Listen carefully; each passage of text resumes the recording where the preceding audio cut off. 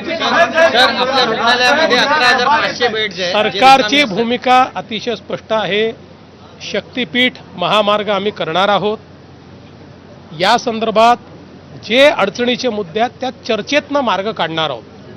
आणि आत्ता मी आपल्याला सांगतो की जे काही मला संकेत मिळत आहेत त्यात सांगलीपर्यंत तर जवळपास 60 ते 70% जागा बिना कुठल्या आंदोलनाची आम्हाला मिळेल.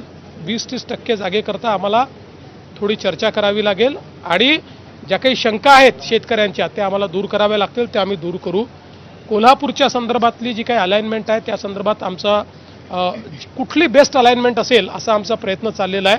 कोल्हापूरमध्येही आता मोठ्या प्रमाणात लोक आम्हाला भेटत आहेत, जमीन घ्या म्हणून म्हणतायत, तशी निवेदनं देत आहेत.